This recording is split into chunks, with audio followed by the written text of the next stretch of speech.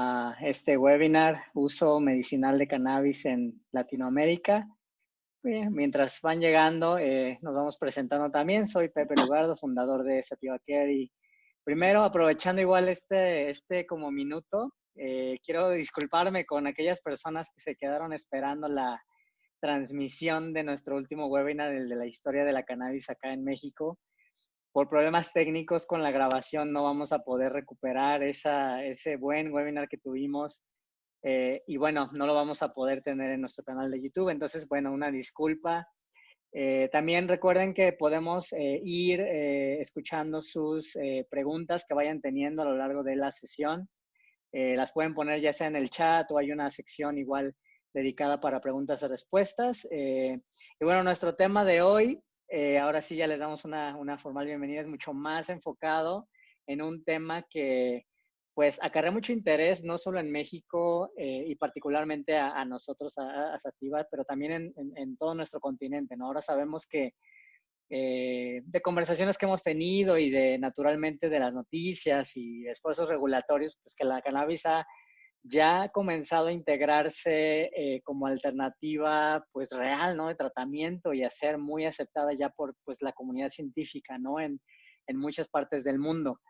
De hecho, pues ya ahora más de 50 países, creo que son 55 en todo el mundo, tienen algún tipo de programa de cannabis medicinal actualmente, ¿no? Y la lista pues sigue creciendo. Además, pues casi 200 millones de personas en el mundo consume cannabis naturalmente por diferentes razones, principalmente, como ya lo hemos visto, para reducir dolor y para relajarse, ¿no? Actualmente la planta y pues los componentes de esta son muy investigados. La comunidad médica también pues ha pasado de rechazarla completamente a abrirse en muchos casos al estudio de esta planta y pues a su interacción con el cuerpo humano, ¿no? Resultando pues en un boom de investigación también sin precedentes.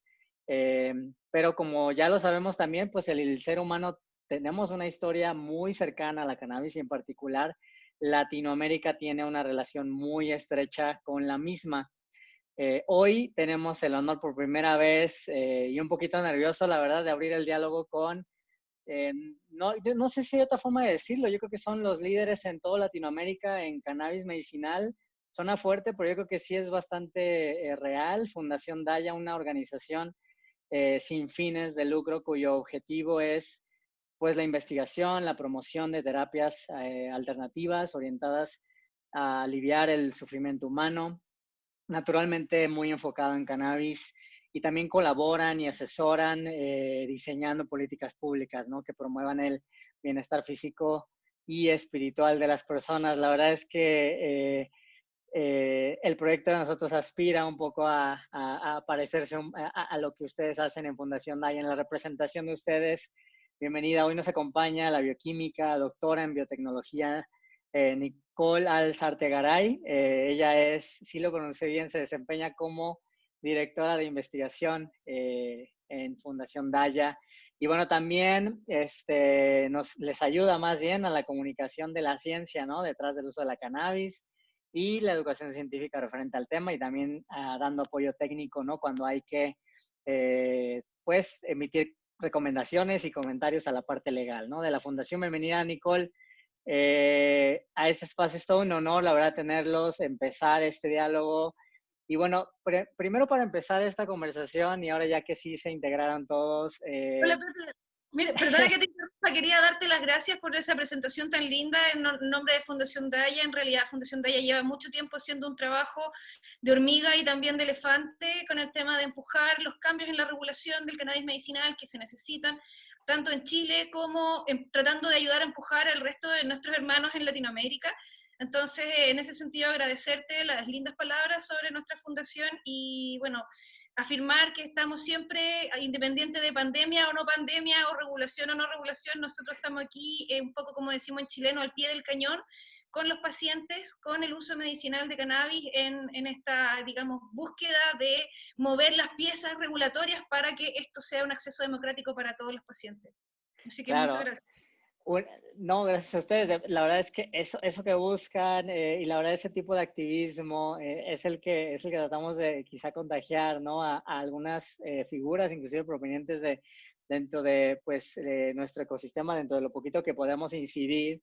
Y desde el punto de vista del marco regulatorio, parece que por eso, con eso podemos iniciar justamente esta conversación. Es que pues, los países de Latinoamérica quizá se parecen, a veces son distintos, a veces de repente nos toca leer igual marcos jurídicos, ¿no? Naturalmente la referencia principal que se utiliza es la de Uruguay, ya que ha regulado todos los usos de la cannabis, ¿no? Y en nuestro país que estamos pues por pues destapar todos los usos de la cannabis, igual acá en México, amerita, ¿no? Este primer ejercicio. Entonces, ¿por qué no nos cuentes un poco acerca de cómo ha sido el proceso regulatorio quizá de los últimos años de la cannabis allá en Chile?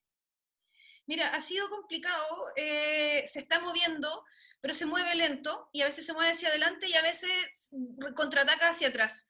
Ya, un poco aquí yo te voy a dar datos técnicos de qué es lo que dice la ley y también te voy a dar un poco mi interpretación y la interpretación desde que tenemos un poco desde Fundación Daya. En Chile nosotros tenemos una ley que se llama la Ley 20.000, que es la que regula el tráfico de drogas, ¿ya? Y cuando hablamos del cannabis medicinal, la Ley 20.000 tiene 3 artículos que regulan este. Un artículo que regula el porte, otro que regula porte y consumo en la vía pública, claro, porte, consumo en la vía pública y cultivo de cannabis y otros estupefacientes. En esta ley 20.000, que lamentablemente se interpreta al revés, en esta ley 20.000 está permitido el uso medicinal de cannabis. Dice expresamente para esos 3 artículos, dice que caerán las penas del infierno, salvo que se atienda un uso medicinal o personal próximo y limitado en el tiempo. La ley lo dice, lo permite. ¿Ya? Lo que pasa es que en Chile por lo menos hay una persecución horrible, en este momento está cada vez peor, al usuario medicinal, al usuario que tiene su planta en su casa, por ejemplo. Porque pasa que los carabineros, la fuerza policial, por avistar una planta en el jardín, una planta aunque sea de un usuario medicinal, asume que esa persona es un narcotraficante. Entonces se saltan la presunción de inocencia y ahí los pacientes empiezan a tener problemas. Entonces, aunque la ley 20.000 lo permite, ¿ya? De hecho, no solamente la ley 20.000 lo permite, sino que el año 2015 salió un decreto también que regula su uso farmacológico. El uso farmacéutico de cannabis también está regulado, ¿ya? Hay una ley, el decreto del año 2015, el decreto 84 del año 2015, permite vender cannabis de grado farmacéutico en Chile. ¿Ya? Entonces, está legalizado el uso farmacológico, farmacéutico, digamos, de cannabis. Lo que pasa es que tenemos un gran hoyo en la parte, digamos, del acceso. ¿Por qué? Porque si bien está permitido por ley, ya se puede recetar, los médicos veterinarios y dentistas pueden recetar cannabis, se pueden vender productos farmacéuticos en base a cannabis, el acceso a estos no está. El único producto farmacéutico que tú puedes comprar en Chile vale 650.000 pesos, no sé cuánto es eso en México, pero aquí equivale a dos veces el sueldo mínimo. Y eso es lo que te duraría un mes o medio mes, dependiendo de la dosis que tú uses. Entonces, tú comprenderás que el acceso a un precio razonable de este tipo de fármacos no existe. Entonces, los pacientes se ven obligados a buscar otras alternativas de acceso. ¿Ya? Sí, por supuesto. Entonces, resumiendo, está permitido, pero se penaliza. ¿Ya? Sí, ese tipo de tema, la verdad, es bastante recurrente y me encanta cómo haces esa introducción, porque para los que nos acompañan de acá de México, por cierto, bienvenido a toda la gente de México y también de Chile que nos acompaña, pero lo que nos pasa acá en México es exactamente igual, con palabras diferentes, con números de decretos diferentes, pero acá en México básicamente tenemos una ley que acá en general la tenemos como categorizada como la Ley 2017, y esta ley, pues sí, autoriza de manera similar, ¿no? El uso médico, el uso farmacéutico, la investigación, inclusive el cultivo para la misma, para la investigación. Pero naturalmente estas leyes, y no, aquí la verdad es que aquí ya es debatible naturalmente, pero se nota un sesgo, se nota un tipo de favoritismo inclusive para una industria en particular. Y a veces hasta en público me ha tocado que me citan mal diciendo esto, pero bueno, ahorita en este diálogo no importa tanto, sí, la industria farmacéutica incide demasiado en el cómo, ¿no? Y es parte culpable de que a la fecha, acá lo tengo muy frente igual en algunas conferencias que me toca dar, 4 fármacos en todo el planeta autorizados para el uso, pues, de algún tipo de componente de la cannabis en la atención a la salud, ¿no? Después de tantos años y años y años de investigación. Entonces, a veces es difícil como que entender que la cannabis sí es una medicina, pero no se comporta como una medicina como nos la enseñaron de niños, ¿no, Nicole? Sí, lo que pasa es que, mira, tenemos que un poco separar los modelos, ¿ya? Porque nosotros, a ver, la ciencia lo que hace es que estudia las cosas en base a modelos, y en base a modelos Sí. nosotros vamos aproximando lo que nosotros creemos que es la realidad. La ciencia busca acercarse a la verdad o a la realidad, pero en verdad yo siento que es como una especie de amor platónico que nunca llegamos, porque cada vez que vamos levantando información nueva nos vamos dando cuenta que la realidad que pensábamos que era, no era tal, ¿ya? Entonces, básicamente la medicina basada en la evidencia se creó cuando tratábamos de evaluar, a nivel como ser humano, digo, tratábamos de evaluar el efecto de los antibióticos, ¿ya? Y cuando hablamos de un antibiótico, estamos hablando de penicilina, por ejemplo, un compuesto, ¿cierto? Puro.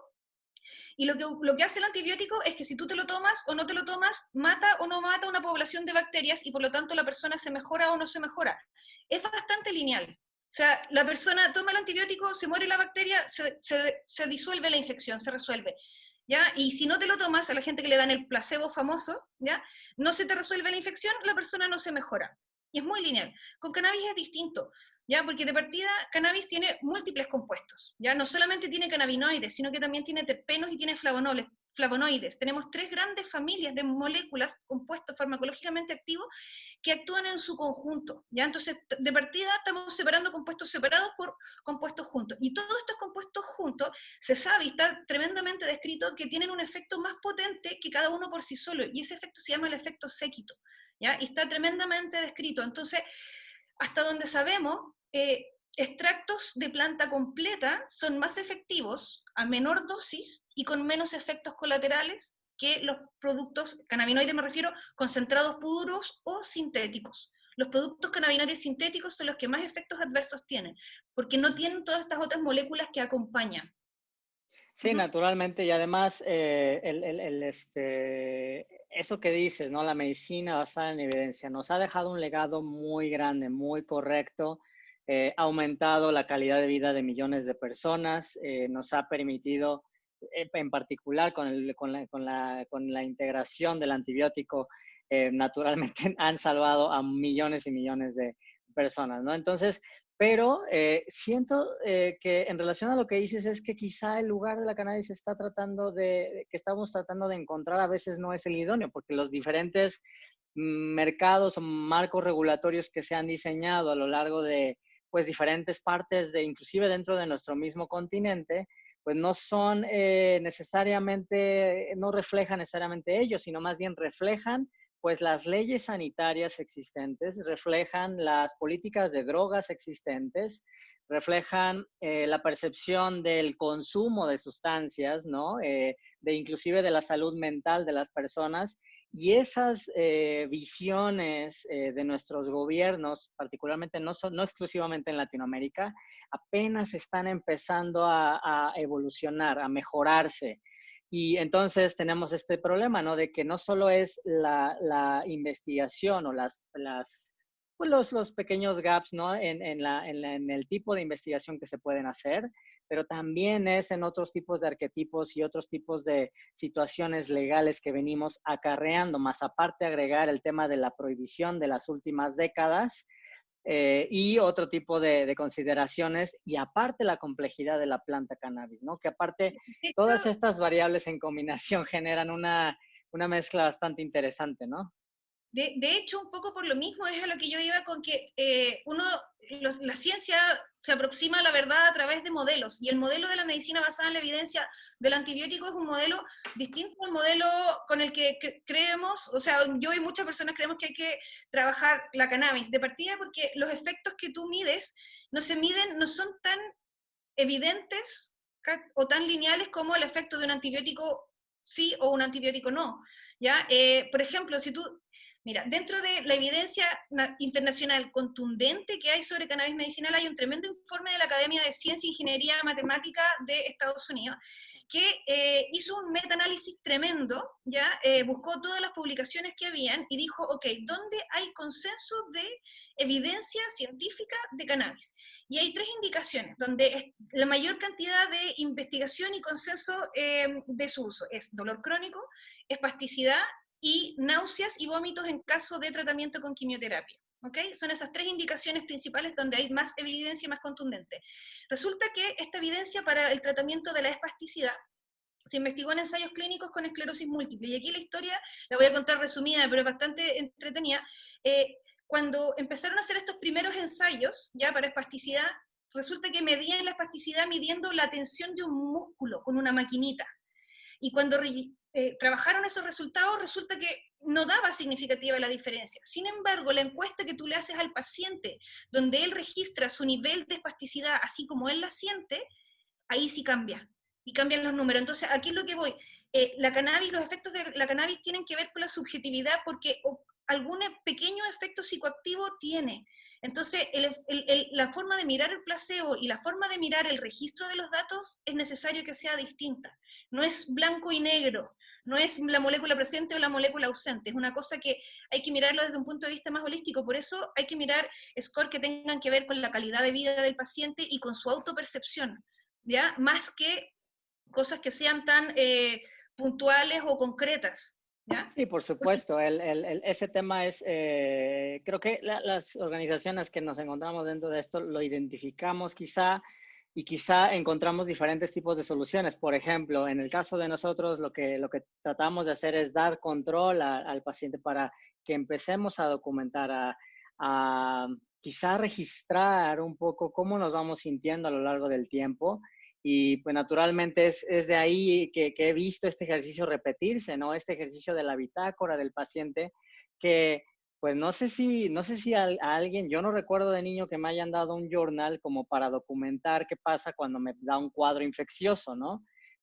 Porque es exactamente lo que dices, ¿no? Y naturalmente la progresión inclusive de cómo va uno mejorando con cannabis, a veces no es lineal, a veces más tardado, pero sí es mucho más subjetivo y es una medicina mucho, mucho más personalizada. Entonces, ¿cómo desarrollamos medicamentos?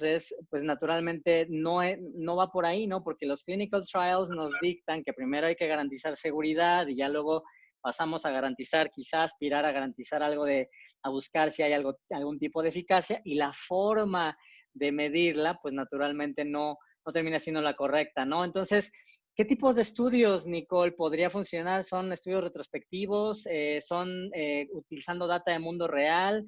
¿Cómo podríamos empezar usando los expedientes clínicos? ¿Cómo podríamos ayudar a integrar realmente una pues, documentación validada, ¿no? Que le permita a la comunidad científica también pues, acercarse a este tema? Mira, ahí un poco el máximo estándar de calidad de evidencia son estos metaanálisis, ¿ya? Claro. Después vienen los estudios observacionales, que es lo que podríamos hacer mirando hacia atrás las fichas de pacientes, ¿ya? Pero un poco si miramos cómo ha ocurrido el fenómeno de la medicina del cannabis, por lo menos en Chile, es un fenómeno que ocurre desde la sociedad hacia la cúpula, hacia arriba.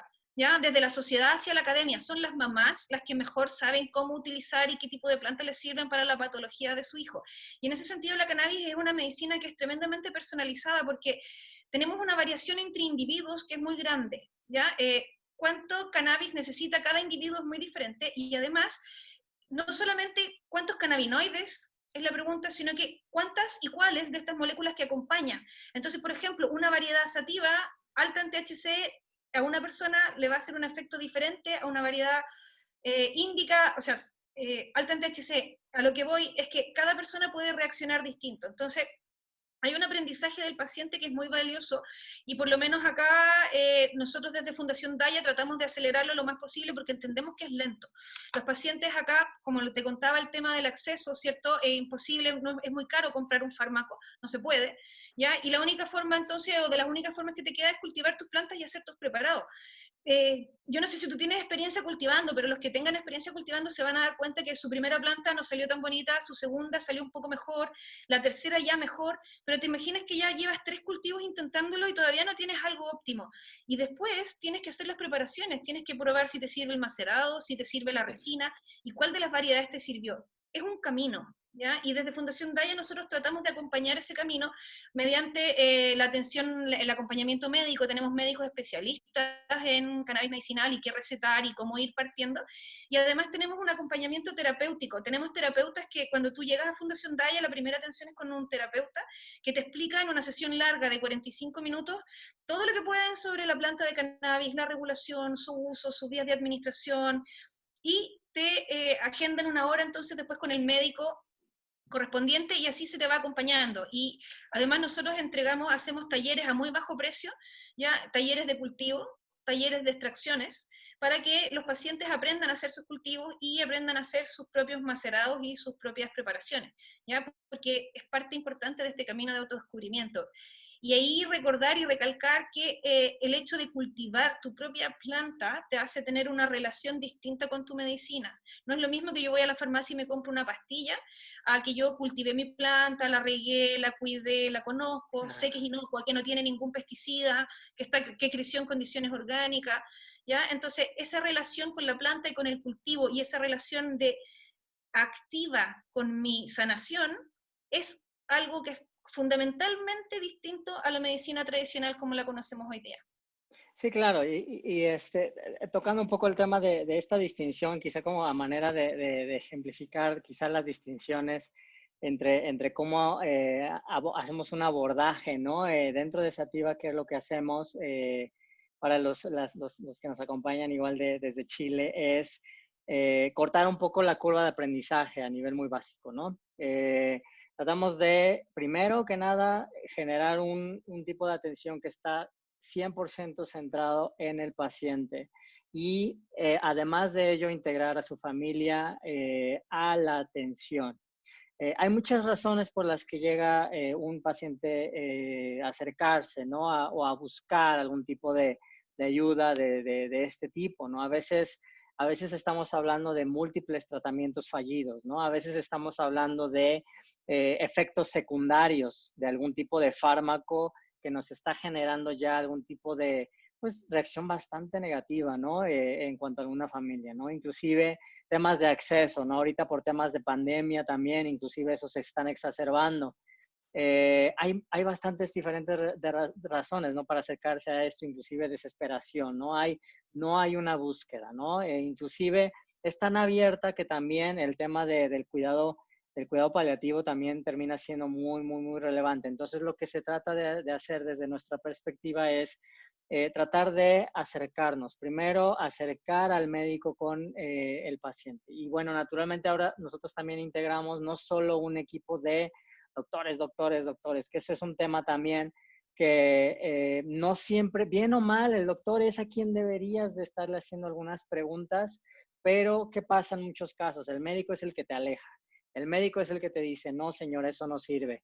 El médico es el que no te está apoyando, no te está escuchando, te da una consulta de 3 minutos. Entonces, en muchos de esos casos lo que tratamos de hacer también es integrar, es un modelo integral en donde tratamos de acercar otros tipos de profesionales también, ¿no? Y que la decisión también, que sea una conversación, un diálogo, una explicación, por ejemplo, lo que mencionas en relación a qué es cannabis, ¿no? ¿Cómo va a interactuar en tu cuerpo? ¿Cuáles son algunos de los objetivos que podemos aspirar en conjunto? ¿Cómo voy a estar tomándolo? ¿Qué vamos a estar haciendo en conjunto? ¿Qué herramientas podemos trabajar que pueden ayudarme como paciente, pero también como familia? Y también en muchos casos tratamos de buscar tocar la puerta de los médicos. Oiga, señor, acérquese porque la señora ya ni siquiera lo está escuchando. Tenemos que acercarnos como comunidad científica también y dar cuenta de que si, por ejemplo, algunas personas están prefiriendo, no sé si pasa en Chile, pero acá en México pasa, si algunas personas están prefiriendo irse a un grupo en Facebook y pedir un consejo quizá, ¿no? Y honestamente, el tipo de consejo que puedan recibir, no sé, a veces sí se siente hasta feo, honestamente, porque es la comunidad de profesionales quienes deberían de estar ayudando, quienes no deberían de estar orillando o alejándose más y más y más, y cada día más pasa de sus pacientes. Entonces, creo que hay algo mal, ¿no? En relación a cómo atender. ¿Por qué es tan difícil que un médico se acerque o que un paciente se acerque a su médico a hablar de este tema? Es que ahí, mira, hay varios incentivos perversos. Yo creo que de parte, bueno, por lo menos en el sistema chileno normal, las horas médicas son de 15 minutos y hay una presión a sacar los pacientes cada 15 minutos. Eh, en el fondo, el sistema en Chile funciona así, tanto en el sistema público de salud como en el sistema privado, ¿ya?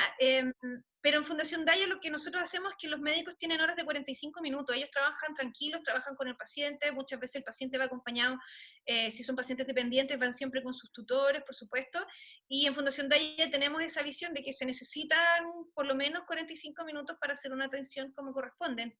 Y ahí con respecto al tema de los médicos que alejan o que no alejan, yo siento que hay dos tipos de médicos, los que saben del cannabis y los que no tienen idea. Sí. Entonces, los que saben se han metido, han investigado, recomiendan, ¿ya? En Chile hay médicos que son capaces de dar prescripciones y que saben en el fondo lo que están prescribiendo, pero muchas veces la gran mayoría de los médicos no tienen idea, y de hecho hay muchos médicos, por ejemplo, en casos de epilepsias, ya donde la cannabis tiene muy buena indicación y muy buenos resultados, hay médicos epileptólogos que recomiendan en contra del cannabis, porque no tienen idea. ¿Ya? Entonces nos llegan a nosotros muchos pacientes que va en su segundo, tercer, cuarto antiepiléptico y no tiene resultado, y el doctor le dijo que no usara cannabis porque no sirve, pero llegan igual donde nosotros, se atienden, hacen sus preparados, sus macerados y empiezan a tener buenos resultados, les disminuyen las cantidades de crisis, empiezan a hacer, los pacientes, los chiquititos empiezan a hacer contacto con la mamá, empiezan a acercarse, tienen este despertar cognitivo, entonces, mira, es una pena porque de hecho, incluso, mira, la ignorancia, yo no sé si uno le puede echar la culpa ahí a los médicos, sino que también al sistema de educación. Si tú lo piensas, yo como bioquímico, ¿ya? Nosotros, yo que, claro, uno que investiga y que tiene curiosidad, uno se pone a leer papers y publicaciones científicas, y tenemos claro que existe todo un sistema endocannabinoide, que es un sistema de señalización celular, que tiene que ver con los cannabis y los cannabinoides, y tienen su función en el cuerpo, y esa función es regular el equilibrio o la homeostasis, ¿ya? De distintos procesos fisiológicos. Ese sistema de señalización celular existe, y no te lo enseñan en la universidad. A mí no me lo enseñaron en la U, yo lo tuve que estudiar, y a los médicos tampoco se lo enseñan. Entonces, desde la educación, desde la formación universitaria de los profesionales del área de la salud, este tema está ausente. Sí Aunque en es. todas las publicaciones y en la academia está suficientemente demostrado como para poder ser enseñado en la universidad, ¿ya? Entonces, ahí ya tenemos una separación que es tremenda, es abismante. Sí, es una incongruencia, la verdad, no hay otra forma de decir esto porque como bien sabemos, creo que igual estamos todo el tiempo, se los he tratado de estresar igual a la audiencia, creo que hasta ya se cansaron de que lo diga, pero muchísima investigación sobre este tema, no te da tiempo de terminar de leerlas, es muy vasta. Contraponer eso con cuántos programas de sistema endocannabinoide o de este tema en las universidades del mundo.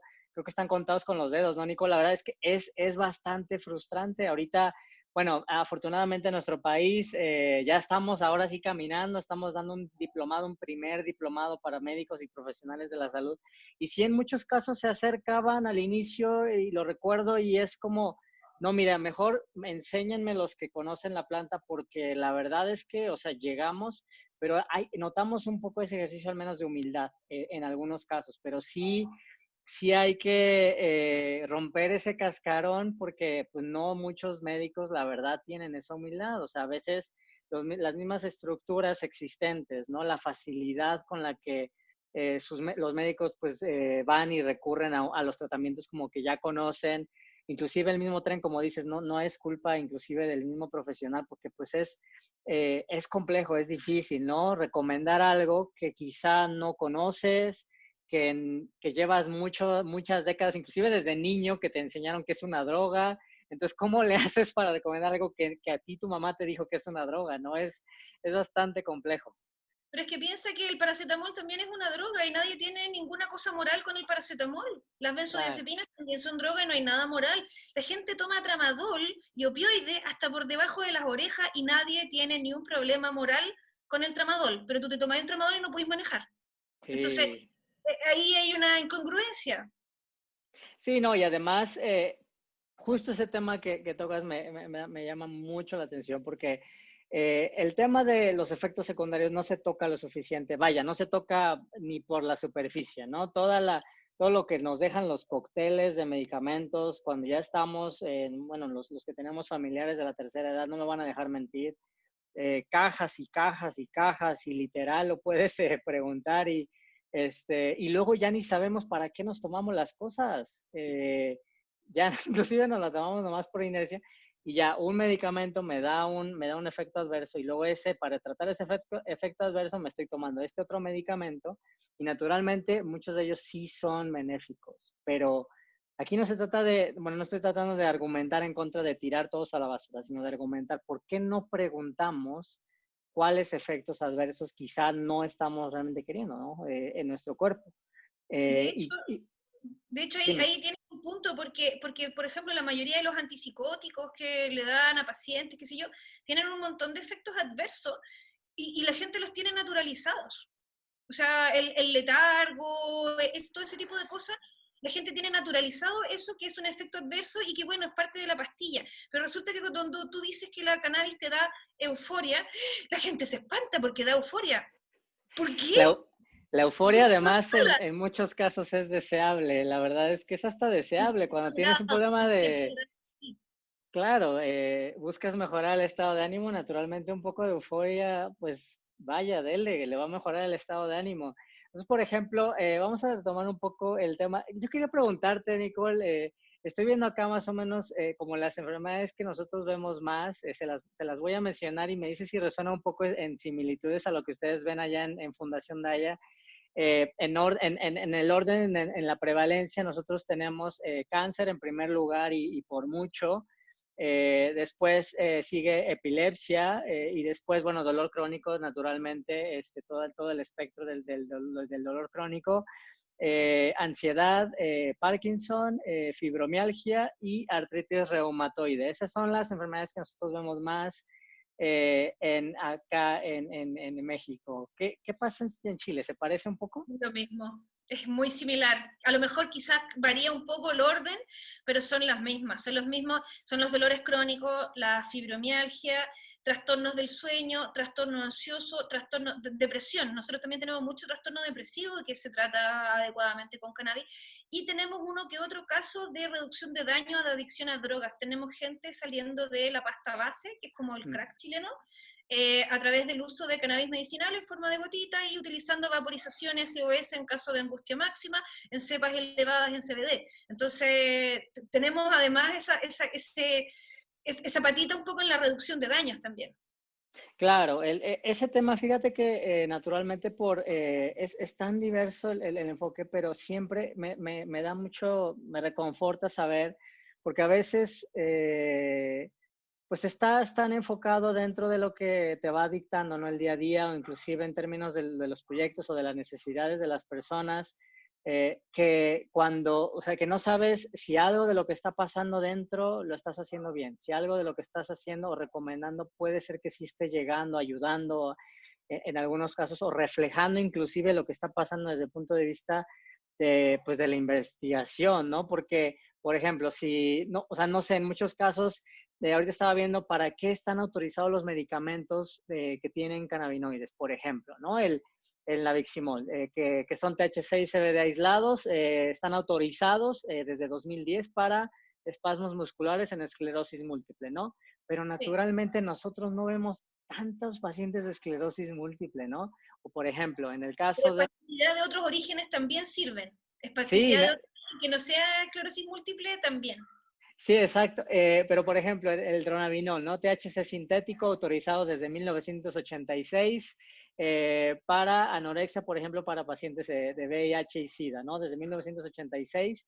Y bueno, nosotros no hemos visto tantos pacientes con esa enfermedad, ¿no? Entonces, no sé si refleja del todo la realidad, o sea, qué tipo de medicamentos están siendo autorizados de cannabis, o sea, porque formalmente esos son los que se autorizan, los que salen, y los que están dentro de algunos de los programas medicinales y los que cuestan miles de dólares por mes, pero no ayudan con dolor crónico. No hay ninguno que esté autorizado para el dolor crónico, Nicole.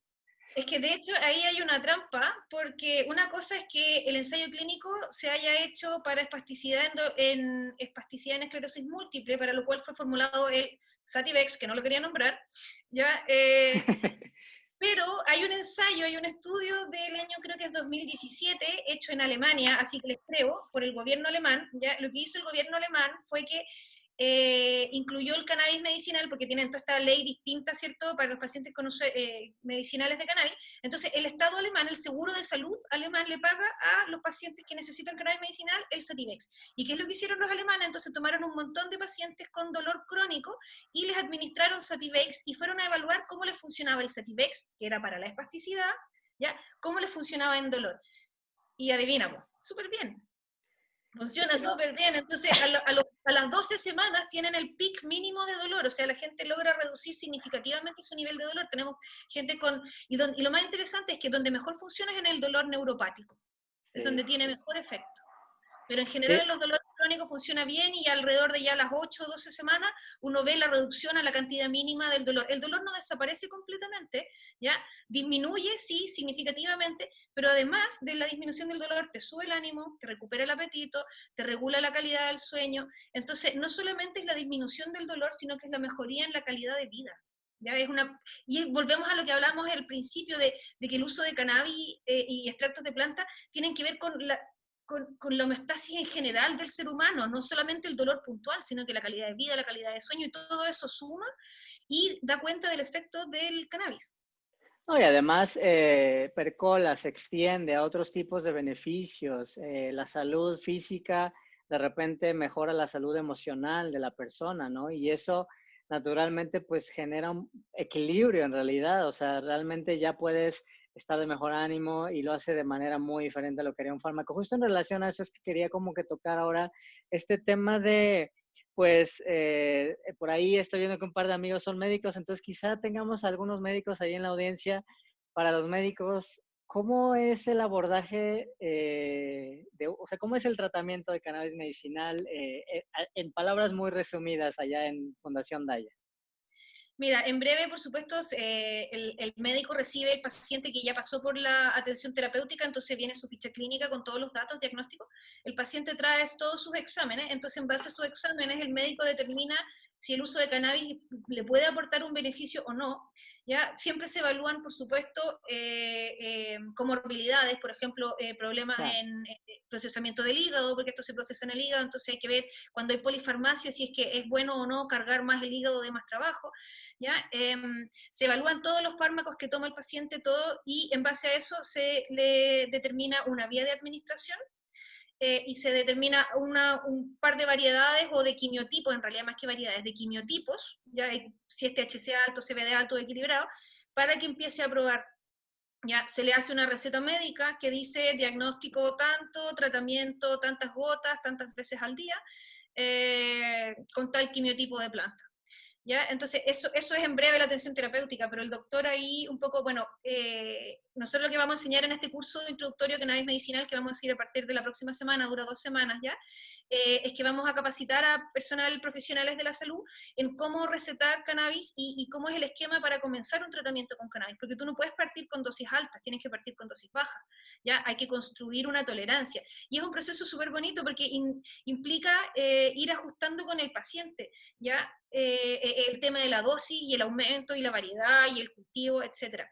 Pasa mucho que los pacientes, entre que tienen la consulta médica y logran sembrar y cosechar y hacer su medicina, el tiempo que pasa es muy largo.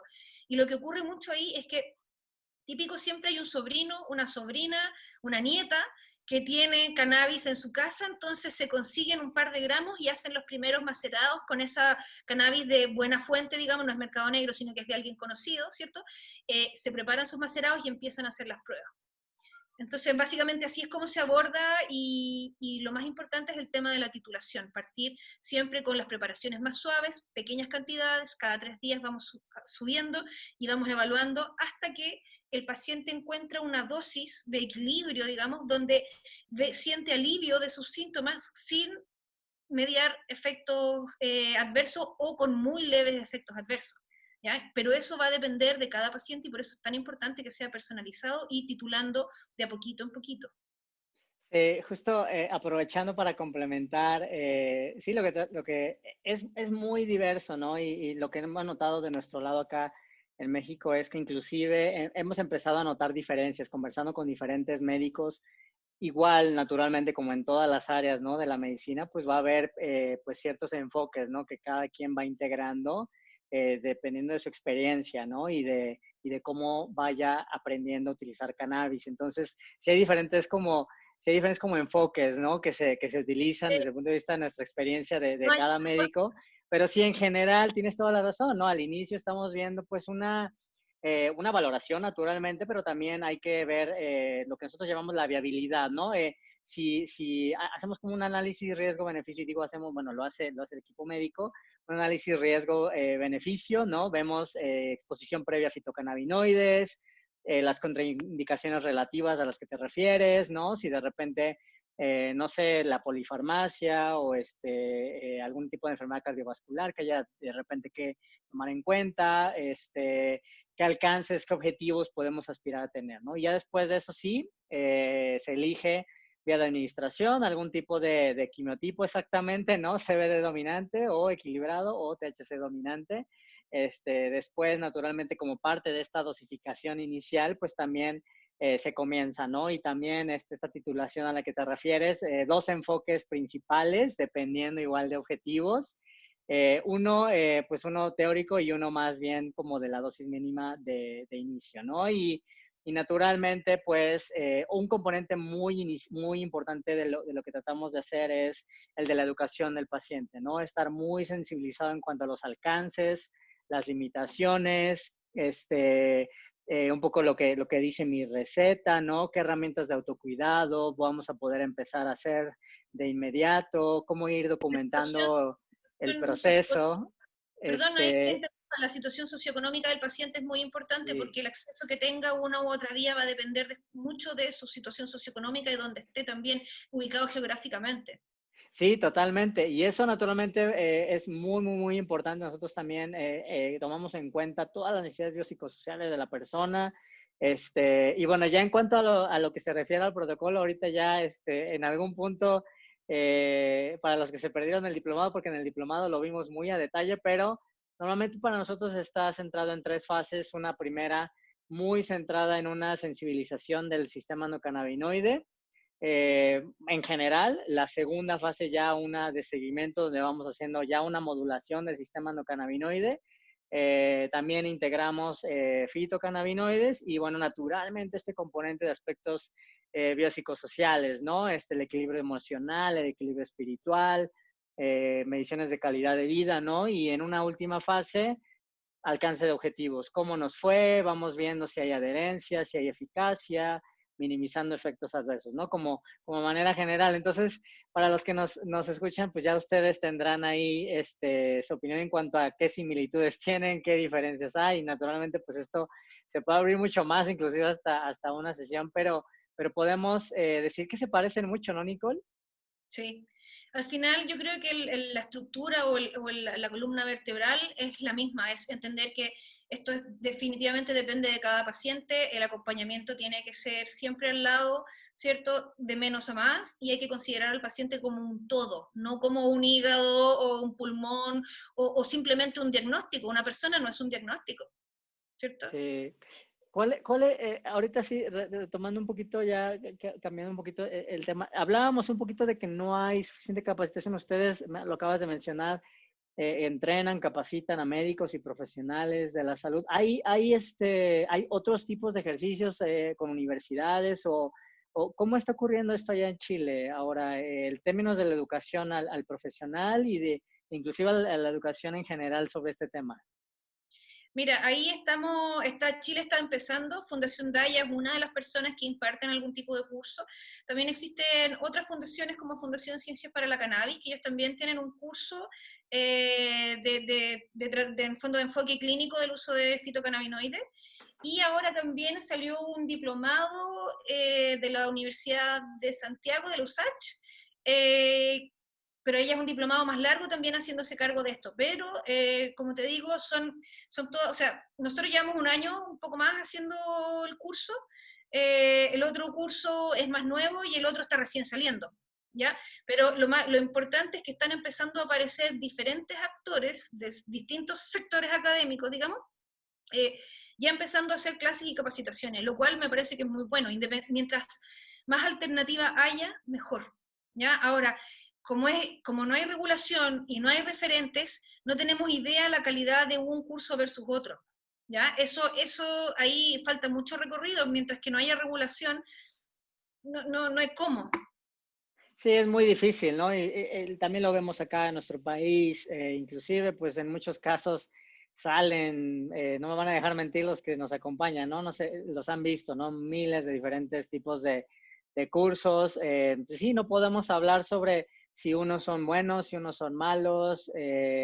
Naturalmente, pues quizá los que medio ya conocemos las caras, ¿no? De algunos de los profesionales, seguramente ustedes también saben más o menos ahí identificar si unos son un poquito quizá más a detalle, ¿no? Lo ideal, naturalmente, siendo un tema tan complejo, es que esto se vaya a las universidades, que se integre, ¿no? Inclusive como especialidades o inclusive como posgrados.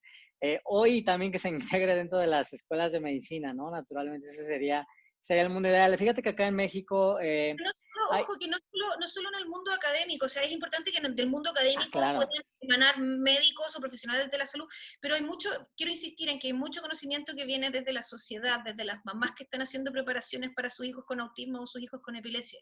Ahí hay un conocimiento que es valiosísimo y que no puede pasar de que ese conocimiento se vea peyorizado o mirado en menos porque no viene del ámbito académico. ¿Ya? No, totalmente, Eh, totalmente. Y es que ese tenemos es que transferirlo, tenemos que transferir ese sí, conocimiento desde la sociedad hacia la academia, para que después desde la academia venga y todos se terminan de convencer, ¿cierto? sí, es importante eso que dices. Y justamente ahorita haciendo la promoción del diplomado, bueno, en realidad ya está terminando este primer diplomado acá con autorización de la SEP, acá en nuestro país, la autorización de la institución de educación, pues acá en nuestro país, el ente regulatorio, ¿no? De la educación. Y la verdad es que se buscó formar un grupo multidisciplinario justamente tratando de tocar ese tema en específico, ¿no? Donde no hubiera naturalmente solo médico, paramédico, que naturalmente pues ves la investigación, pero pues obviamente ya cuando trasladas eso al mundo real, pues desconectado totalmente, ¿no? De lo que ocurre en el mundo real, ¿no? Entonces sí se buscó y naturalmente pues tratamos de promover este enfoque multidisciplinario también en esfuerzos de educación y obviamente hay que integrar ese tipo de conocimiento porque es mucho más personal, ¿no? El aprendizaje, todos los movimientos regulatorios en todo el planeta vienen de pacientes.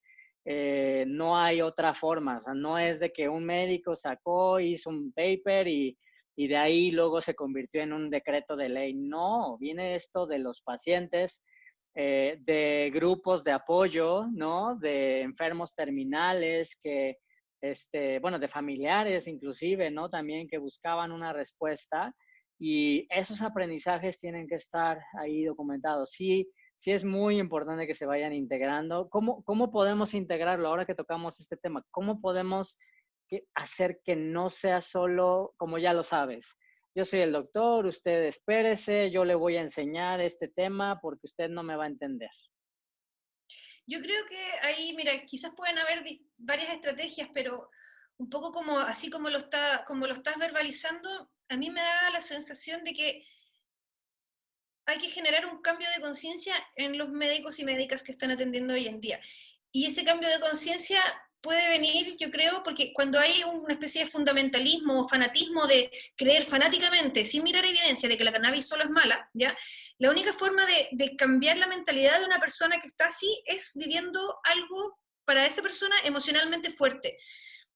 Un hijo con alguna patología, sobrino o alguien cercano, que a esa misma persona le dé, por ejemplo, sin desearle mal a nadie, pero esa misma persona sufra un cáncer, por ejemplo, y acuda efectivamente a cannabis medicinal para paliar sus dolores y se dé cuenta de cómo funciona.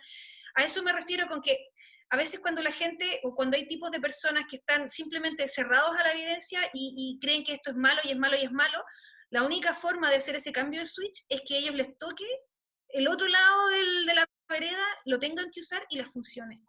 ¿ya? Sí. Es terrible, pero a veces contra esos bloqueos mentales, un buen balde de realidad yo creo que es la mejor solución. Sí, es desafortunado que inclusive tienes toda la razón. Ahorita me pusiste a pensar en todos los aliados, inclusive dentro de la autoridad regulatoria, en público no te lo dicen, pero en privado te dicen, te reconocen. Oye, la verdad, a mí me interesa este tema, impulsar este tema regulatorio porque yo tengo un familiar, porque yo tengo un amigo, porque alguien tiene Alzheimer, porque alguien tiene cáncer y empiezas a escuchar los casos y dices, wow, o sea, qué difícil es que en nuestras sociedades tenga que recurrirse a que el dolor, al que el dolor es el que te lleva, ¿no? A impulsar una ley, a promover un tipo de movimiento. Es desafortunado que tenga que ser así, ¿no? Ay, es hasta, nomás de acordarme de algunos de estos casos es bastante, bastante difícil. Pues sí tocas exactamente, creo que donde sí tiene que ser bastante personal, ¿no? Bueno, hablemos de un poquito, quizá encontrar alguna forma de que no sea necesariamente así, ¿no? Porque hay muchos retos y ahorita te voy a hacer otra pregunta en relación a esto. Hay muchos retos en la salud. Sabemos, por ejemplo, pues que en todo el mundo no es exclusivo a nuestros países, pues hay más enfermedades crónicas, ¿no? La población igual, pues tiene diferentes necesidades que antes, ¿no? Donde antes había muchas más infecciones. Ahora, pues naturalmente, excepto COVID, la gente se enferma más de cuestiones crónicas. Entonces, ¿cuáles son los retos y cómo podemos encontrar o ayudar a que esta nueva área de la medicina, que sí, no me canso de decir, es una nueva área de la medicina, pueda integrarse correctamente con estas necesidades? Mira, un problema que vamos a tener fuerte como sociedad, tanto en Latinoamérica y ya en Europa están más avanzados y todo, pero a nosotros nos va a pegar muy fuerte en, no sé, te diré unos 20 años más, es el envejecimiento. Nuestra Sí, expectativa de vida está aumentando tremendamente. Está, no sé, o sea, el ritmo al que la expectativa de vida del ser humano aumenta es vertiginoso. Y ser viejo es caro.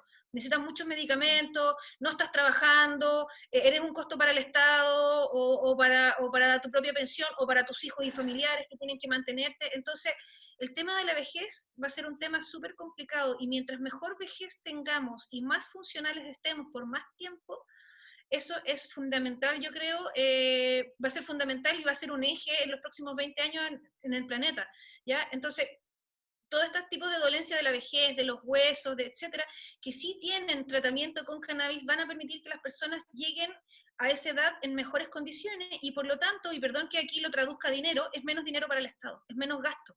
¿Ya? El mundo entero en general, si la gente llega a mayor edad con un mayor bienestar, eso es más barato para el planeta.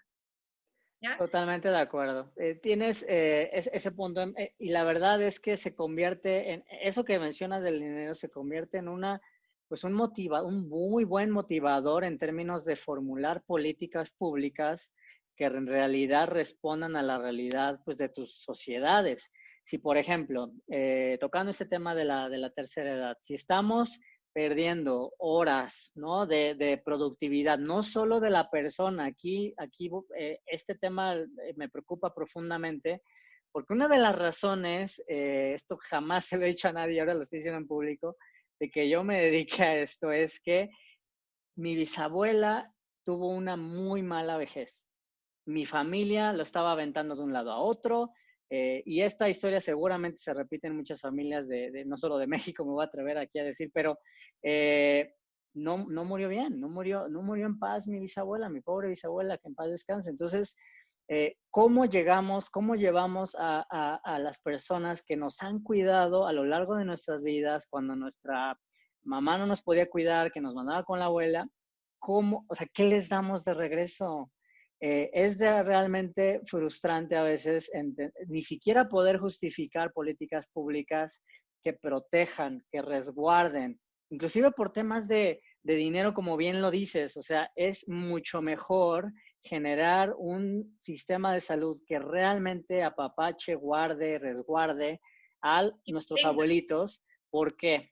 Porque ¿quién va a terminar cuidándolos? Alguien tiene que faltar a trabajar para ir a cuidarlo. Y eso ocurre mucho en Latinoamérica. En nuestros países, la verdad es que ahorita no me voy a poner a ver los datos, pero pero suele sí ser los tengo, si alguien quiere se los mando, tengo datos muy, muy valiosos en relación a cuánto tiempo, cuánto dinero estamos tirando porque alguien en nuestra casa no puede trabajar o no puede estar solo porque hay que cuidarlo. Y esto aplica mucho a los grupos poblacionales tan críticos como los que mencionas, el de la tercera edad, pero no solo a ese. Y También... quiero decirte que son las mujeres principalmente las que hacen ese trabajo sucio de cuidadora. Sucio lo digo porque a veces ni siquiera les dan las gracias, ¿ya? Sí. Y están abandonadas laboralmente, no reciben nada a cambio por todo el trabajo y sacrificio que hacen, y esa, la gran mayoría de las veces son mujeres. Sí, totalmente, la verdad, y tienes toda la razón. De manera desproporcionada, sí, ¿quién termina siendo?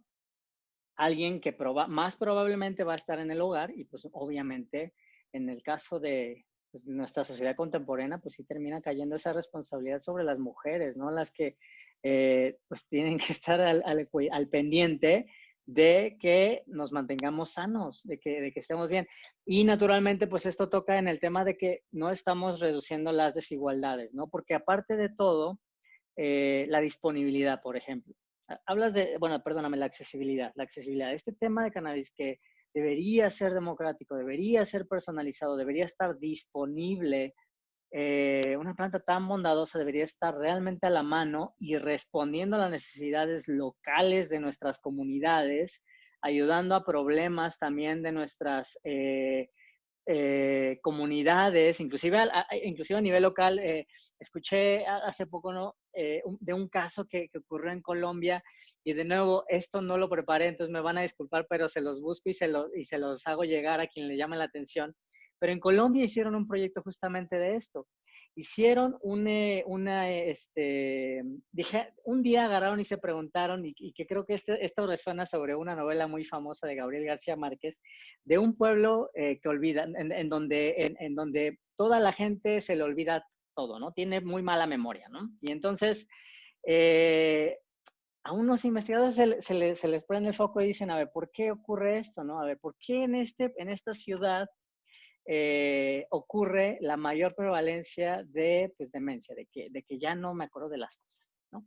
Entonces dijeron, bueno, a ver, para hacer este ejercicio vamos a investigar dónde es el lugar en el mundo donde haya menos prevalencia de esto, ¿no? Y resulta que pues resultó ser una ciudad pequeñita y de nuevo no me pregunto las cosas específicas ahorita ni al final porque se los busco y se los mando, un pueblo en la India. A ver, ¿qué hay en este pueblo en la India? Pues este pueblo en la India resulta que consume la mayor cantidad, tiene un alto consumo de, ¿qué creen? De semillas de marihuana, de cannabis, de cáñamo. Y entonces hicieron ahora sí este estudio y ahora ya lo hicieron y entonces están empezando a ver resultados súper interesantes en relación a que solo un cambio de un hábito, un cambio en nutrición, en la alimentación de una sociedad está ayudando directamente a personas de la tercera edad.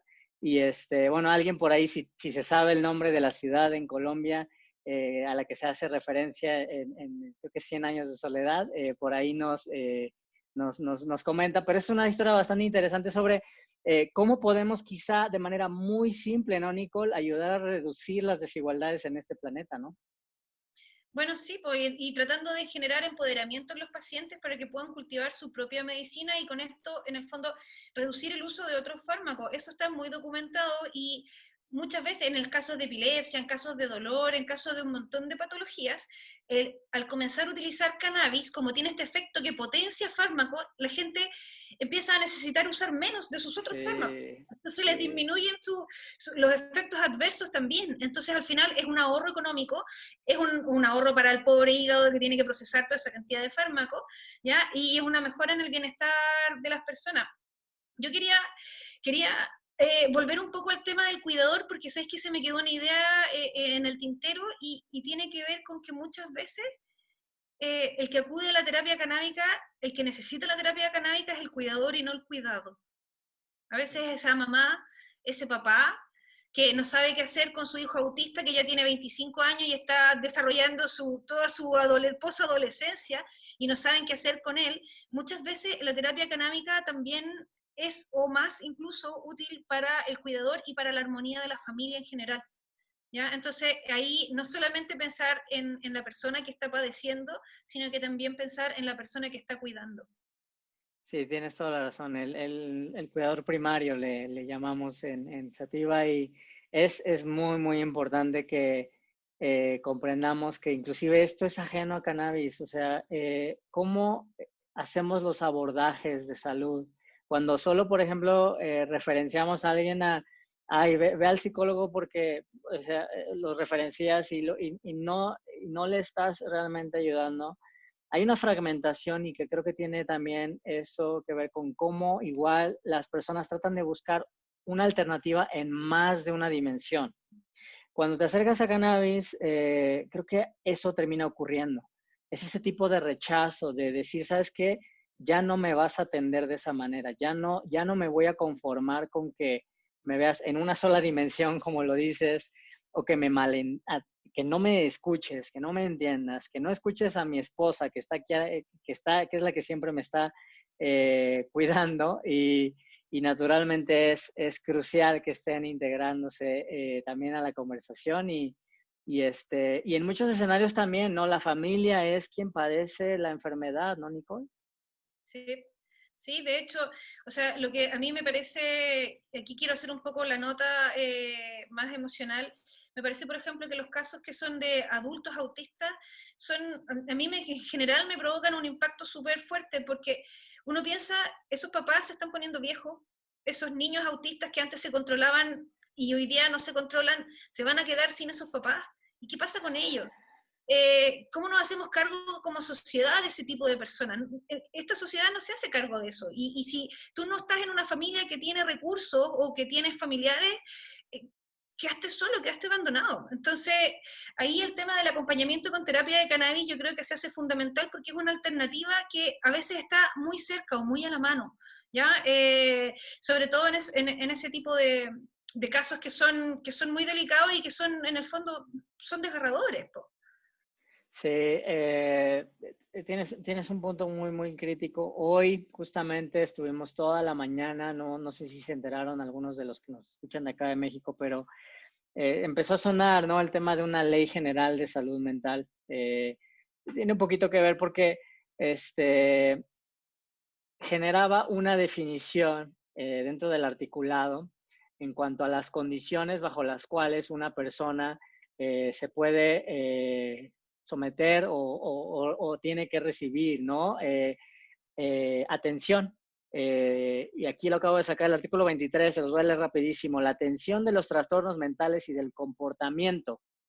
Y por eso me acordé que sí tiene un poco que ver, comprende. Número uno, la atención de personas con trastornos mentales y del comportamiento, la evaluación diagnóstica integral y tratamientos integrales y la rehabilitación psiquiátrica de enfermos mentales crónicos, deficientes mentales, alcohólicos y personas que usen habitualmente estupefacientes o sustancias psicotrópicas. Naturalmente esto y toda la mañana estuvimos tratando de decir, oye, esto es una aberración, la Comisión Nacional de Derechos Humanos tuvo que pronunciarse, eh, tenemos leyes que no reflejan nuestras realidades, ¿cierto, Nicole? Y eso pasa mucho porque son muchas veces nuestros legisladores no tienen idea sobre la realidad de la cual están legislando. No sé, por decirlo un poco en broma o no tan en broma, en realidad en Chile cuando se rediseñó el sistema de transporte público, probablemente la mayoría de las personas que diseñaron ese sistema de transporte público jamás habían tomado un bus. No han recorrido la ciudad de punta a punta, de una punta a la otra para ir a tu lugar de trabajo, 2 horas o 3 horas en autobús y de vuelta. Nunca han hecho eso. Y esas son las personas que diseñan nuestras leyes. Y eso también pasa porque nosotros los escogemos. O sea, es democracia, así que la culpa es de ida y vuelta también. Sí, totalmente. Y le dedican minutos. No saben lo que están hablando, no tienen Le idea, no dedican, tienen horario sí, temprano, nada, nada, no tienen idea. lo que nos estaban Entonces, acompañando, no sé si se acuerden, tuvimos una plática ahí con el senador Armenta, ¿no? Bueno, le mando un saludo al senador Armenta si lo llega a ver en la retransmisión, un buen amigo, pero naturalmente, honestamente, senador, si alguno me escucha, pues sí se nota que quizá no hay un entendimiento profundo de un tema que estamos tratando de regular, el tema de la cannabis a nivel federal acá en este país. Pasa también en términos de la reglamentación que de repente como que descuadra también de lo que dice la ley actual allá en Chile con lo que realmente está pasando ahí con los pacientes. Sí, y permíteme un alcance de información dura, pero si tú vas a ver el tema de la toxicología, jamás, nunca nadie se ha muerto por sobredosis de cannabis. Cero. Gente que se muere por tomar agua, existen, y por montones. Los maratonistas que toman mucha agua les da un shock de electrolito y se mueren, caen muertos. ¿Ya? Entonces, tú te puedes morir por sobredosis de paracetamol, te puedes morir por sobredosis de agua, pero no te puedes morir por sobredosis de cannabis. Entonces, ¿cuál es tanto el problema? ¿Por qué se permite el alcohol y no la cannabis? Siendo que el alcohol sí te mata y la cannabis no. ¿Ya? Y lo otro es que si tú sumas, si tú vas a mirar un valor, un número que se llama ABAD en español, que es como, es la cantidad de años que se pierden a nivel mundial por el uso de drogas, la cantidad de años perdidos por el tabaco y el alcohol, en términos de gente que se muere, que le da cirrosis, que se enferman antes, etcétera, es tremendo. Esa pérdida que equivale, no me acuerdo, no sé cuánto eran, como por decirte, 20 y tantos millones de años al año, ¿ya? Si sumas todas las vidas de las personas que se acortan por el uso de esta sustancia, eso comparado al de cannabis es ridículo, no genera ningún daño en ese sentido o muy bajo a la salud pública. Entonces, si tú lo piensas así, por lo menos en Chile, la ley 20.000 regula la salud pública, ¿ya? No tiene regulado el cannabis, no permite el uso medicinal, pero permite que el alcohol lo vendan en las botillerías. ¿Ya? Entonces, en ese sentido, y el tabaco también, o sea, ok, el tabaco es no es para menores de edad, pero se lo venden igual, el alcohol no es para menores de edad, pero se lo venden igual, ¿ya? Y grava impuestos, hace ricos a personas, y hace más daño que el cannabis. Entonces, en Sí, ese sentido, no hay una correlación entre legislación y toxicidad de la sustancia. ¿Ya? Y eso es porque el alcohol lo tenemos utilizando hace miles de años, pero resulta que en la época de la prohibición el alcohol logró salir y la cannabis no. Esa fue toda la diferencia. sí, la interacción, además, la relación más bien de nosotros con esta planta en particular, pues en Chile estaba leyendo que inclusive la historia es un poco similar, ¿no? A la de acá, güey. Nosotros la usábamos para fibras, en las velas, ¿no? Literal, los conquistadores la utilizaban para las velas. Y hay una relación histórica, los diferentes usos son múltiples, mucho antes de eso, hace miles de años, usos ceremoniales. Y solo quizá en los últimos 100 años es cuando realmente fue como que se nos olvidó que existe esto, pero la verdad es que pues nuestras culturas lo traen muy adentro, estamos muy íntimamente relacionados con esta. Y pues sí, tocando este otro tema que mencionas, no me dejes empezar porque entonces empezamos a hablar de azúcar y de todo lo que encontramos en la tienda, muy a la mano, que nuestros hijos que nos piden todos los dulces. Naturalmente Coca-Cola pues puede, perdónenme por eso, pero pues la verdad puede ser más responsable de algunos de los daños en salud que naturalmente esta planta en particular. Y otro tema La específicamente pantalla, ligado, si vamos a perdón, hablar de daños en específico, o sea, el uso, vamos a hablar del uso recreacional un segundo, porque como les decía al inicio en esa introducción, los dos principales usos de cannabis, recreacional, medicinal, cualquier tipo de uso, son dolor y relajación. Y ahí no estoy encontrando ninguna razón que tenga que ver con me quiero poner hasta las trancas y voy a salir a violentar el orden público, sino más bien paliar dolor, aliviar dolor, reducir dolor y relajarme. ¿Cómo mira, es eso negativo? mira, es cosa de que tú mires como el comportamiento de un borracho al volante y de un volado al volante. No sé cómo se dice en México el término para una persona que está high, pero en Chile se dice volado. Entonces, si tú comparas un borracho al volante y un volado al volante, te vas a dar cuenta al tiro la diferencia que hay en el comportamiento, en el uso y en las consecuencias. Una persona que fuma cannabis de forma recreativa, bien, o sea, o vaporizada, digamos, o con un uso apropiado, no es una persona que se vaya a poner violenta, no así el alcohol. ¿Ya? Una persona que toma alcohol se pone violenta, se pone depresiva, se le olvidó todo, bueno, con la cannabis también se te puede olvidar todo, pero no vas a tener esos episodios de violencia, ¿ya? Como efecto adverso de un uso recreativo excesivo o uso adulto excesivo, puedes tener que te va a dar un sueño del terror, te puede dar un poco de lo que llamamos en Chile pálida, que básicamente te baja la presión, entonces te sientes como mareado, fatigado, náusea, pero todos esos efectos son transitorios.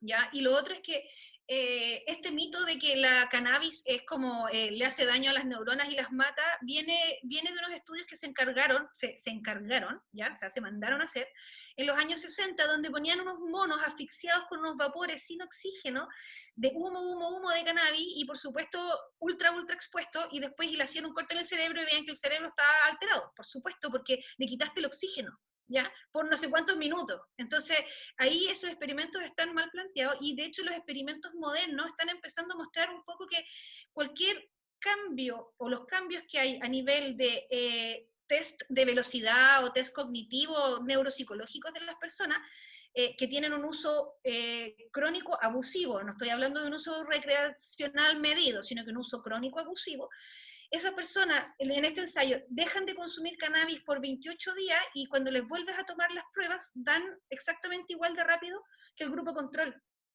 ¿Qué te dice esto? Que el daño que haya, o daño, ni siquiera daño, sino que los cambios, pequeños cambios que hay en estos test neuropsicológicos se revierten al descontinuar el uso. Sí, yo creo que en particular en los siguientes años vamos a empezar a ver la formalización del estudio del sistema endocannabinoide y ver justamente esta vuelta, ¿no? Entre que ahora ya sabemos pues que en vez de destruirnos, la verdad pues es que protege el sistema nervioso. Y naturalmente esos daños a los que te refieres, pues sí, van a ser temporales y en cuanto hagas un reboot del sistema endocannabinoide, pues entonces esa es la razón de que vuelva a pasar y entonces ya no pasa nada, ¿no? El sistema Perdón, endocannabinoide buscó regularse, ¿no? perdón, ocupé mal la palabra daño, no es la palabra, daño no es la palabra, es alteraciones en. Alteración. ¿Okay? Déjame Sí, corregirme, borrar y borrón y cuenta nueva. Ya no es daño, son alteraciones en la estructura o en los resultados de los test neuropsicológicos. ¿Ya? Pero no es que sea sí, un daño, porque, y si es que es daño tampoco es revertible. ¿Ok? sí. Vamos a abrir ahora un poco el diálogo. Sé que hemos recibido algunas de las preguntas, vamos a tratar de irnos en el orden. Muchas gracias por sus comentarios. Primero vamos a ver las que están aquí en las preguntas. Y primero nos pregunta Jorge si hay alguna fundación similar a Fundación Daya en donde ayuden pues de manera similar, ¿no? Parece que de acá, acá en nuestro país van a encontrar a Canativa, nuestros amigos de Canativa. Por ahí si quieren el contacto, buscarlos también en redes sociales. Tienen un movimiento bastante interesante. O también de manera alternativa pueden acercarse con nosotros para llevar algún tipo de acompañamiento. Ángel también nos pregunta, ¿qué opinión les merece la publicación del reglamento, del nuevo reglamento parece de la CONAMER, ¿no? Esto es para México, solo para contextualizar a los que todavía no se han enterado de esto. Sí, desde 2017 hay una ley que estaba atorada, la ley que está aprobada, pero que no tiene reglamento que autoriza el uso médico y la investigación científica. Está muy enfocado en, naturalmente, la industria farmacéutica, Ángel, y la verdad es que está muy limitada, muy limitado.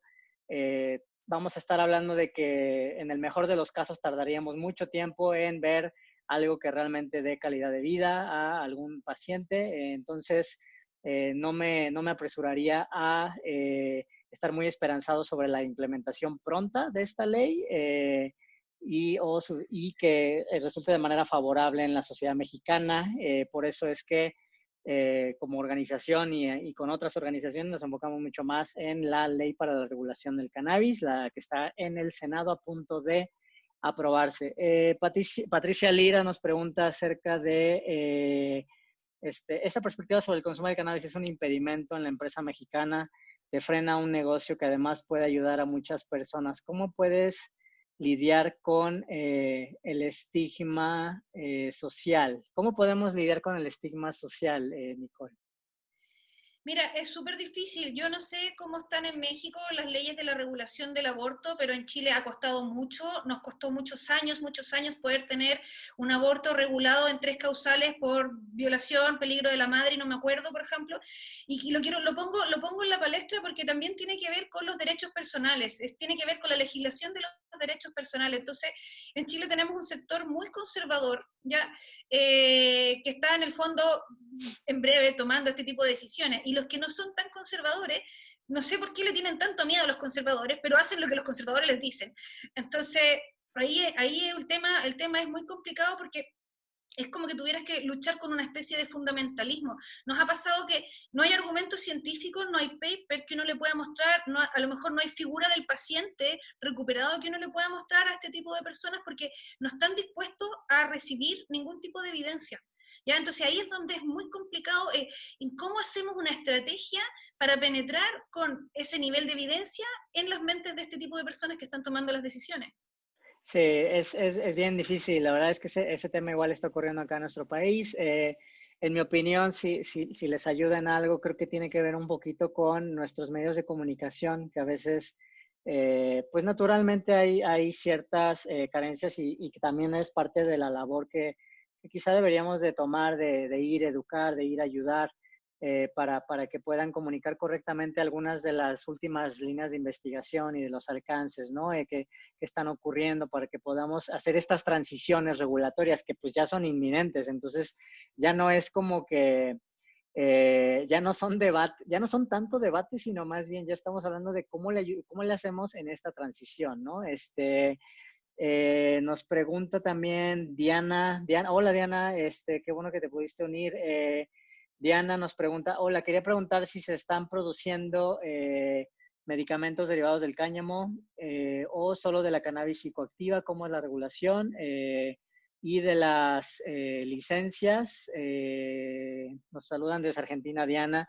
Sí, Diana, fíjate que, bueno, si gustas comentarle ahorita brevemente en Chile y lo resumo yo para México, Nicole. Mira, en Chile hay en curso un ensayo clínico, en realidad tres fármacos derivados de cannabis que están en ensayos clínicos ahora. Por un artículo excepcional se podían vender en farmacias, ya no. Entonces la alternativa chilena no se puede comprar, están en ensayos clínicos, ya ahí está guardado. Hay una alternativa, sí, hay una alternativa que se compra, que es el Sativex, que vale 2 veces el sueldo mínimo y es en base a THC y CBD. Y en Chile también cada vez más hay proveedores de CBD solo. ¿Ya? Hay tantos proveedores de CBD solo nacionales que cumplen con la regulación, ya porque hacen una especie de vuelta a la regulación, porque no son psicoactivos, digamos. Y bueno, Fundación Daya también tiene este proyecto Dayacan, donde se cultiva cannabis con THC para surtir estos ensayos clínicos que se están haciendo.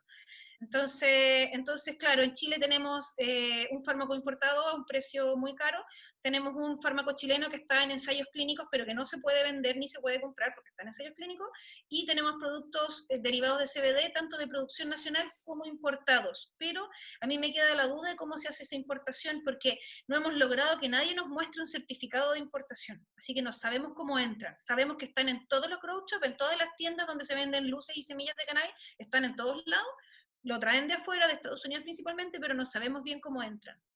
Sí, ese mismo caso ocurre acá. Acá quisiera decirles que hay estudios clínicos, pero la verdad es que no. Y justamente respondiendo, complementando la pregunta de Ángel, es que exactamente lo que acaba de decir Nicole es lo que podría pasar en nuestro país si nos vamos con ese reglamento, patear toda la investigación a años y años y naturalmente es muy complicado, ¿no? Por cómo están estructuradas leyes accesorias, nuestro código penal, la clasificación de sustancias. Bueno, aquí nos podríamos echar otra hora, ¿no? Pero respondiendo a la pregunta de Diana, acá en nuestro país, esta misma ley 2017, pues sí es decreto de ley, está autorizada, pero sí hubo autorizaciones, hubo autorizaciones durante una ventana de tiempo, pero no hay un reglamento y que justamente ese es el tema de ese reglamento que lleva 3 años en la congeladora. Y pues básicamente eso, ¿no? En cuanto a la licencia, sí, Diana, lo que estamos planteando ahora es un esquema basado en licencias. Son 5 tipos de diferentes licencias para la ley que esperemos se apruebe ahorita ya en este año, que aprueba todos los usos de la cannabis acá en nuestro país. Son licencias exclusivas, no te permiten la verticalidad, pero bastante promisorio, la verdad. Es que hay bastantes buenas noticias de buena fuente que esta ley sale antes de que acabe el año con presupuesto y pues ojalá estemos ahí atentos. Bruno también te pregunta más bien a ti, Nicole, ¿cómo iniciaron en Fundación Daya la investigación de los efectos de cannabis medicinal en animales? ¿Qué pasó? Se debe de dar en la investigación de los usos de los cannabinoides del uso? No. ¿Qué paso se debe dar? Quizá es la pregunta en la investigación de cannabinoides en el uso veterinario. Mira, te cuento que nosotros tenemos una veterinaria especialista también en cannabis medicinal, es la doctora Francisca Medina. De hecho, ella me encanta porque es una mujer muy inteligente y además de ser veterinario, ahora está haciendo un doctorado, ¿ya? Así que está estudiando más y su objetivo es hacer su tesis en cannabis medicinal en cáncer de perrita, ¿ya? Ese es el modelo de estudio que ella quiere aplicar y en este momento ella tiene pacientes y tiene un paciente, el Mateo, que es un paciente perrito con epilepsia, y este paciente toma un macerado 1 a 1 THC-CBD que prepara su dueña con mucha dedicación, y las convulsiones, mira, ella como es científica también, le hizo un gráfico con las convulsiones y parten por acá arriba, y empieza a tomar la cannabis, ¡fum! Y se van a piso. Entonces pasó de Wow. tener, no sé, 3, 4, 7 convulsiones a la semana a tener una convulsión a la semana, ¿ya? Sí. O menos que eso. Entonces, claro, el uso veterinario se está haciendo, se lo están dando, y también se está dando mucho en tratamiento paliativo, ¿ya? Para los perritos cuando ya están viejitos, tienen cáncer, dolor, artritis, qué sé yo, y no se mueven, ya tú lo notas, porque muchas veces el animal, digamos, o sea, el animal no te puede hablar y no te puede decir que le duele la cadera, ¿ya? Pero los dueños lo notan en el comportamiento, se mueven Ujú. menos, juegan menos, y cuando les empiezas a dar cannabis alto en THC, estos macerados alto en THC, en esas condiciones como que reviven, ¿ya? Entonces, hablábamos de la vejez de los humanos, también podemos hablar de la vejez de nuestras mascotas, o de nuestras mascotas hijos en muchos casos, ¿ya? Y también es muy útil, tanto, o sea, por lo menos lo que hemos visto nosotros ahí es en epilepsia y en cáncer y dolor asociado a cáncer.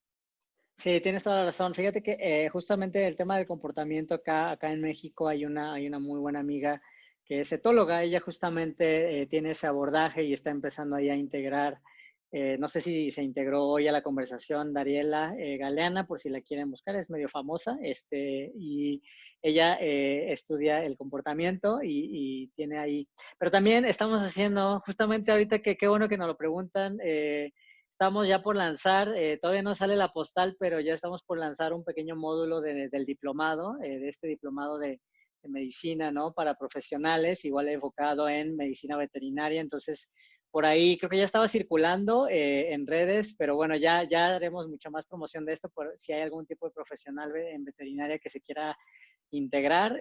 Por ahí está ese ejercicio ahí, a la mano. Ahora sí vamos al chat y vamos a ver algunas de las preguntas que nos están haciendo por acá en el chat. Dentro de para ti, Nicole, dentro de la regulación farmacéutica, ¿está regulado en función de los componentes de la planta o en relación de la planta? La regulación habla de la planta de cannabis, habla de la resina que se extrae de las humedades floridas, que ese es el nombre técnico que se le da al cogollo, y están inscritos, dentro de la lista de psicotrópicos y estupefacientes está el THC, está su resina también y están sus isómeros. Así que están incluidas tanto las partes como el total de la planta. Y si vamos a ya qué medicamentos está permitido vender, es el Sativex, que es un extracto de planta completa, que es equilibrado THC-CBD 1 a 1. ¿Por qué se puede vender en Chile? Porque Sativex tiene un ensayo clínico aprobado por la FDA. Esa es la única razón por la que se puede vender. Entonces, la carpeta de aprobación de la FDA se copia, se traduce al español y se ingresa en Chile. Punto. Ahora se puede vender.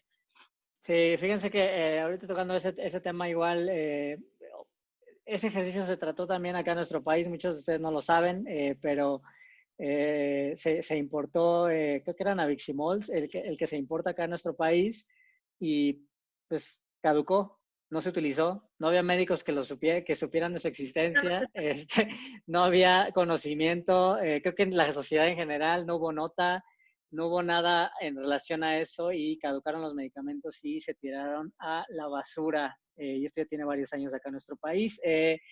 Estoy tratando de buscar acá otras preguntas. ¿Tienen pensado algún curso similar para veterinaria? Otra vez el área veterinaria, parece que hay bastante interés en este tema recientemente. Para allá, en Fundación Daya, ¿tienen algún curso por ahí?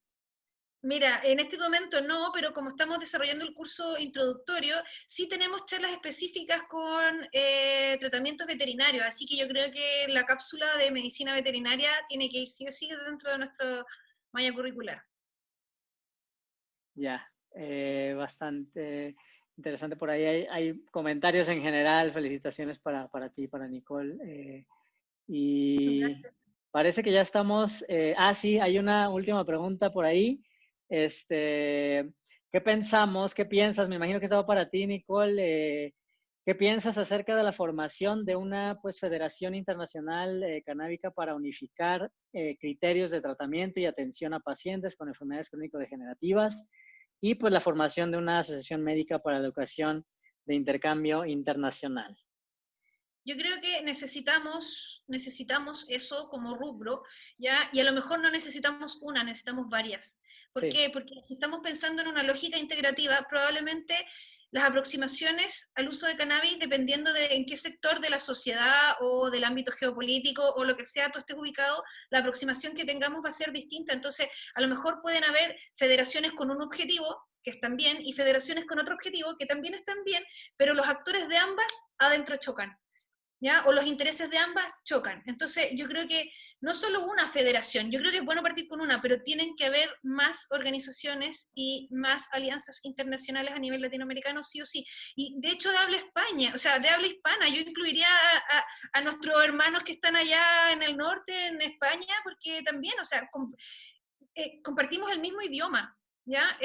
Lo que hablemos aquí se puede oír allá y se va a entender y se puede aprovechar y así de vuelta. Entonces, yo creo que es muy importante generar integración de colectivos, integración de fundaciones, integración de empresas, ¿ya? Porque mientras más instancias de diálogo hayan entre los actores relevantes, entonces vamos a poder desarrollar una industria sana. Nosotros al final lo que queremos es que, o por lo menos yo, mi aspiración es que esto se transforme en una industria sana, que dé trabajos, que mejore la calidad de vida, que le dé oportunidades laborales a la gente, ¿ya? Es una cosa mucho más que solamente el cannabis medicinal, esto es una cosa a nivel de la sociedad, ¿ya? El Estado podría grabar una cantidad tremenda de impuestos que después las puede derivar a reducción de daños con adicciones de drogas duras, por ejemplo, ¿ya? Entonces, todo ese tipo de asociaciones que hayan y de unificación de criterios van a ser fundamentales porque son, como decirlo, puntas de flecha.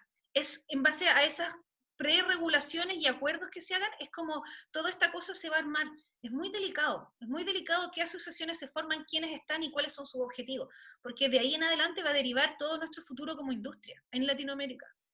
Sí, la realidad es que ahorita no podemos ver un tema ya como de un país exclusivamente, no podemos vernos como aislados en ningún tipo de tema y los retos, por ejemplo, de los objetivos de sostenibilidad, ¿no? Del 2030, pues nos tienen, ya estamos a 10 años, la verdad, ¿no? Y tenemos que ponernos las pilas porque vamos muy atrasados muchos de los países, la verdad, y sí, el primer mundo, los países ricos tienen que poner mucho más para hacer esto, pero desde Latinoamérica y desde lo que podemos hacer, la verdad es que, complementando lo que dice Nicole, esta en particular es una industria que toca muchos de los objetivos de sostenibilidad. Reduce desigualdades, ayuda a brindar soberanía alimenticia, le puede dar sustento a muchas familias con muy poco, ayuda a reparar las tierras, el suelo, nos brinda salud, reducción de riesgos de daños también, reduce la violencia, favorece el cuidado del medio ambiente, o sea, hace demasiadas diferentes cosas benéficas y no solo pasa todo por la atención médica, la verdad.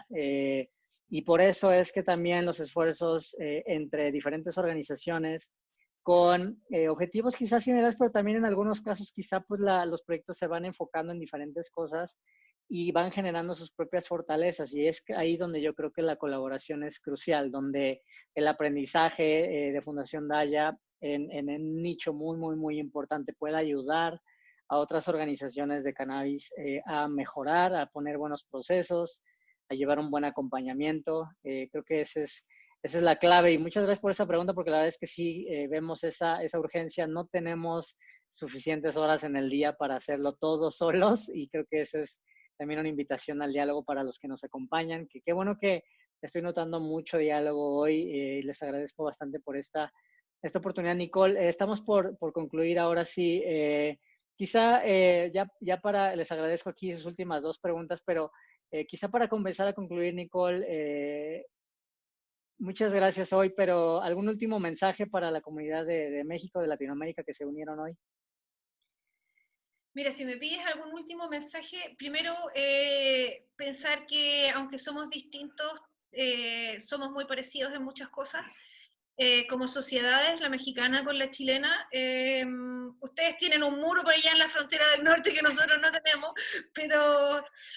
y tienen, digamos, un poco esa cercanía que quizás nosotros estamos más lejos porque estamos completamente al otro lado, pero aquí lo importante es que lo que nos une es, ¿cómo decirlo?, la esencia de la planta o la esencia del cannabis, ya que tiene que ver con integrar, tiene que ver con que esto es diferente para cada uno, pero por lo tanto, por lo mismo, como es diferente para cada uno, recogemos las necesidades de todos. Y yo creo que es un poco la filosofía que tiene que acompañar el uso del cannabis medicinal, siempre no de forma egoísta, sino que de forma compasiva y compartiendo. Y creo que todas estas instancias de conversación y de diálogo y de que podamos comparar lo que ocurre allá con lo que ocurre acá, son muy valiosas, ¿ya? Porque de alguna forma vamos a ir generando la regulación y vamos a ir generando el cambio juntos. Y desarticulados, no es tan poderosa el impacto que podemos hacer como estando unidos. Sí, es un mensaje mucho más fuerte de generación de cambio y de un cambio generacional, que en mi opinión, lo es, no solo una nueva área de la medicina, quizá no tocamos este tema porque no era el momento, pero una reconexión con nuestra naturaleza, con la naturaleza misma, con nuestras tradiciones, con nuestras plantas medicinales. Y la verdad es que la cannabis se está encaminando a pues, ya convertirse en una alternativa real para millones de personas que viven con dolor, que tienen problemas para dormir, que tienen alguna enfermedad crónica y que no han encontrado una respuesta en otras opciones, ¿no? Los cambios en pues, los últimos años dan fe de este cambio generacional al que me refiero en relación al consumo también de sustancias y a la relación del ser humano con como le digo, con nuestras plantas. Hay muchos retos también ahora del sector salud en Latinoamérica y hoy vimos algunos de ellos, más ahora como consecuencia de la pandemia y no sabemos qué 2021 nos va a esperar a todos nosotros, pero pues aquí vamos a seguir, es inevitable, no tenemos un planeta a donde escapar, aquí tenemos que estar, entonces los médicos, las organizaciones civiles, los pacientes, las mamás, hay que estar unidos porque hay que buscar muchas buenas soluciones innovadoras. Estamos aumentando la pobreza, hay mucho desempleo en nuestras comunidades, hay más desigualdades como lo hemos visto, pero también hay más personas con enfermedades crónicas y bueno, la verdad es que podríamos pintar un panorama muy sombrío, pero hay mucha esperanza, hay mucha fe en esta planta en particular, creo que puede abrir el camino para nuevas, diferentes ideas que no tengan que ver incluso con este tema, nuevos procesos, nuevas plantas, nuevas formas de atender a un paciente. Y bueno, los retos son grandes, pero hay que ayudar a nuestras comunidades a vivir con mucha salud, con respeto con nuestro entorno, con mucha compasión, con mucho equilibrio. Muchísimas gracias, Nicole. En nombre igual, gracias a todo el equipo de Fundación Daya. Muchísimas felicidades por todo el trabajo que hacen, que inspira a organizaciones no solo como la nuestra, pero en toda Latinoamérica. Gracias a todos por apoyarnos, por acercarse a este espacio. Los esperamos el próximo martes también, 4 de agosto. Vamos a tener una sesión muy especial. Vamos a aprender un poquito, a profundizar más sobre este tema que ha introducido hoy Nicole, el sistema endocannabinoide, en compañía de la doctora Sandra Carrillo, presidenta de la Asociación Médica Colombiana de Cannabis Medicinal.